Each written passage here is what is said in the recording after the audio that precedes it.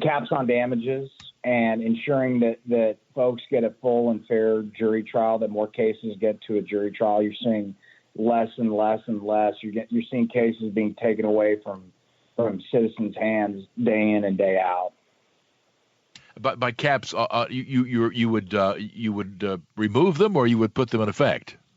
No, I would remove them. I think $250,000 cap for somebody's life, if they're a victim of medical negligence. If a doctor or hospital, they come in drunk and cut off the wrong leg, or the baby suffers, some kind of traumatic brain injury at the hands. The most you can ever get for a walk on the beach with your child is $250,000.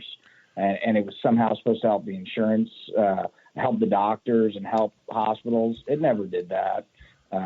So that's something I would change. When there are no caps on damages, people tend to pay attention and be careful. Well, of course, juries don't always. I mean, when there are no caps, I've served on a couple of medical damages juries, and I think that there is a feeling among jurors that, hey, nobody has to pay for this actually at all, and so they'll go, the sky's the limit. $11 gazillion will award to the plaintiff in this case, and then the insurance company antes up, and then, of course, they raise the premiums and all the rest of it. It's not like they're going to eat that.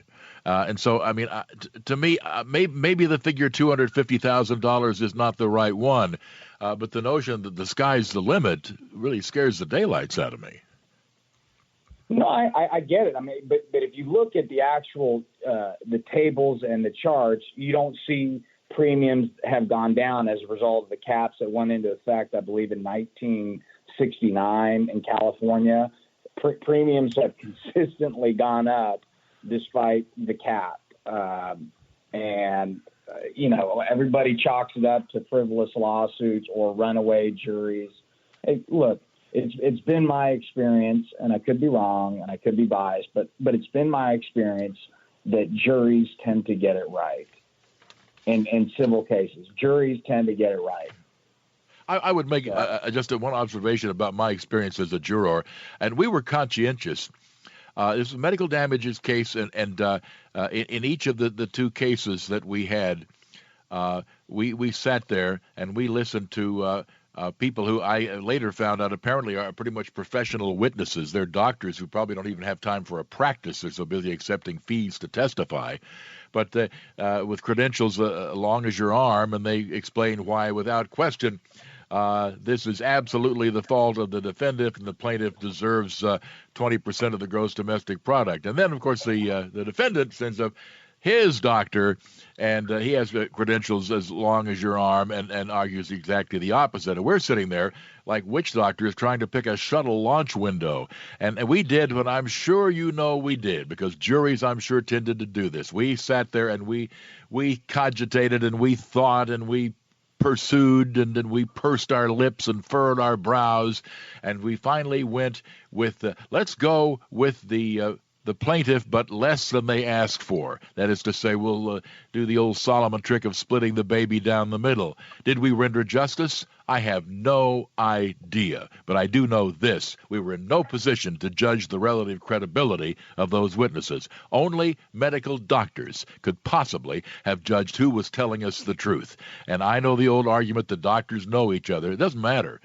We were blind, concerned, and absolutely trying our best, yes, and totally incompetent as lay people to decide such a case. I left with a very bad taste in my mouth about those juries that get it right, to be honest. We tried. Your thoughts?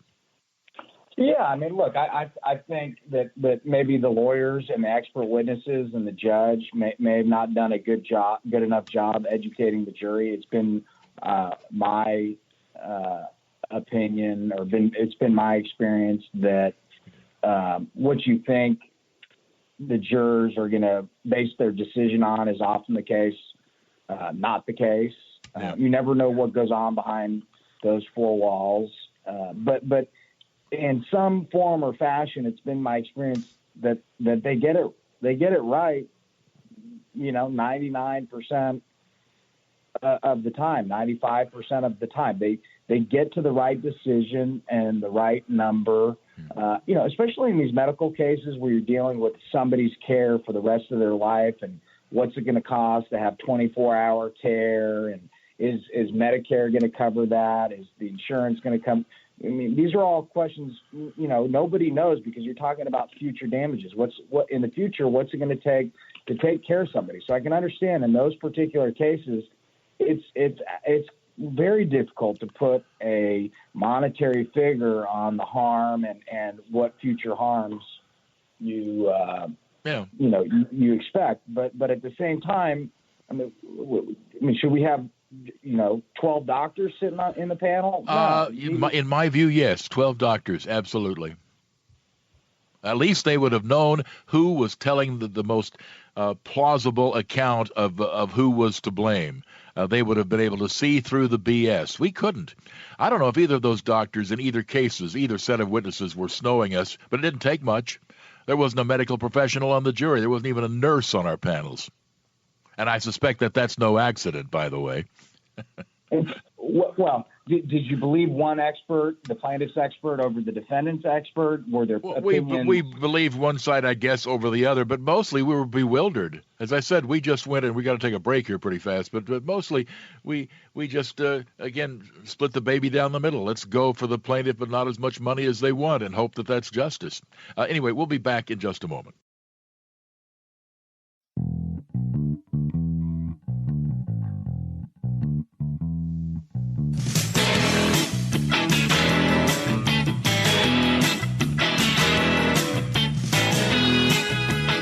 Back to the Jim Bohannon Show at 1-866-50-JIMBO, 1-866-505-4626. James Bell, trial attorney, is our guest this evening, and we've taken a look at the Kobe Bryant crash and a few things attendant there, too, in terms of the legal profession in the country. In general, are the laws well administered in this country, and does the judicial system do a good job of interpreting what legislatures pass and executives sign into law?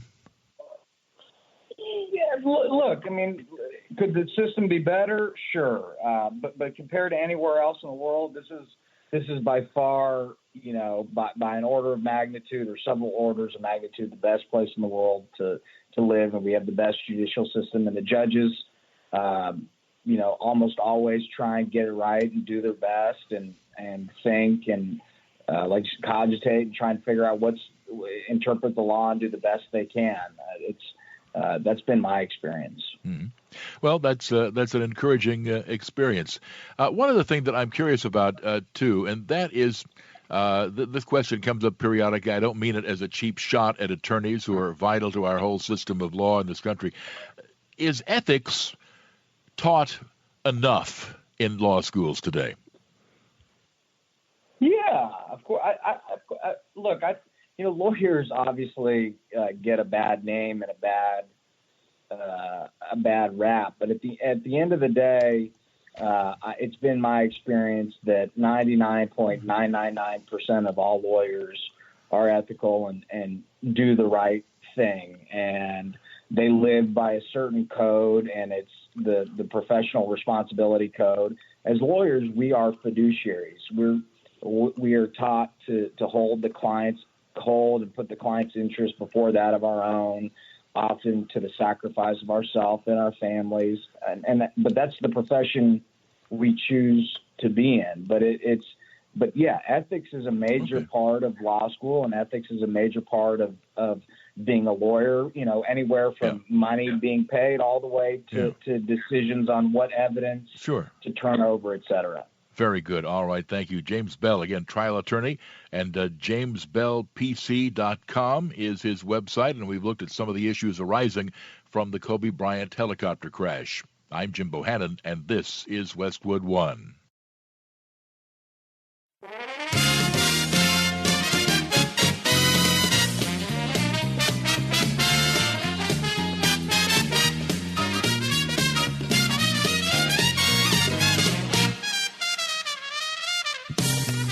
Hello there, and good evening, and welcome to the Jim Bohannon Show from Westwood One Radio.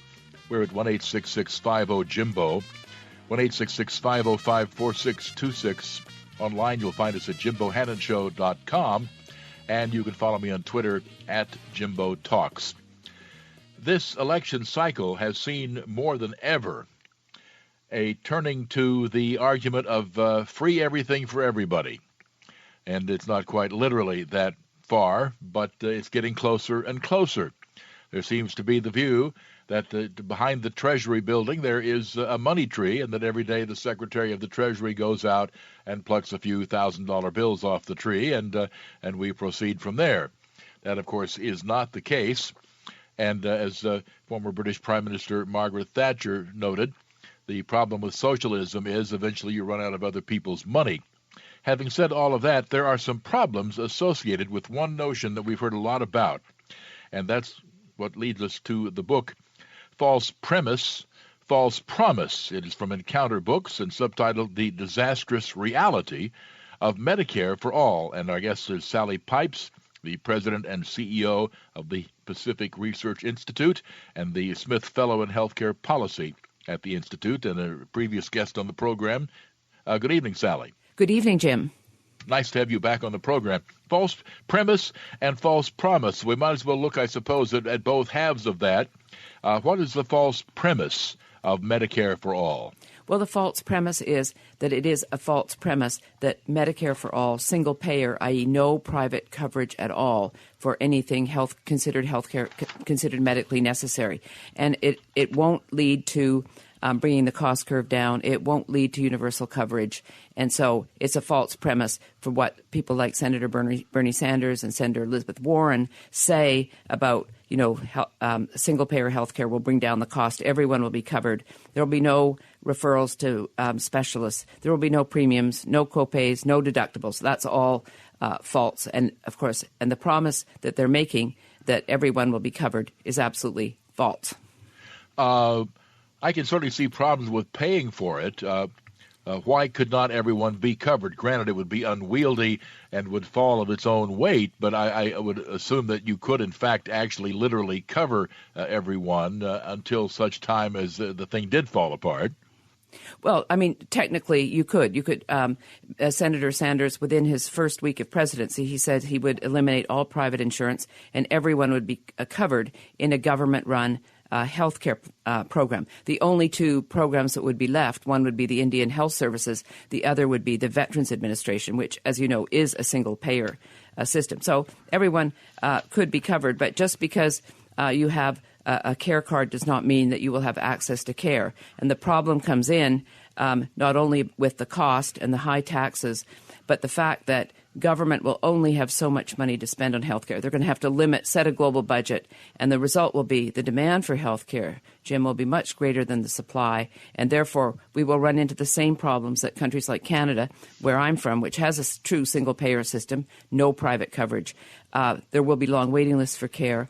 Care will be rationed. There will be a doctor shortage, and there won't be the access to the latest treatments, the latest innovations in medicine, and the latest things like MRIs, PET scanners, etc. So that is why we keep hearing these stories of long waits in other countries, in some tragic instances, indeed, people waiting for a procedure which is paid for if they ever get to it. But sometimes by the time it's their turn for the procedure, they have already died from the lack of that procedure. And, of course, in a world in which you have a United States on the one hand and such systems on the other hand, if you're wealthy and living in the socialist country, you'll simply come here for those medical innovations. Why is it that medical innovations are also curbed by this concept of single payer? Well, because the government determines what they're going to spend on healthcare. Canada spends 11.2% of its gross domestic product on healthcare. We spend about 18%. Which is a lot more money. America is a very wealthy country, and Americans demand the very best.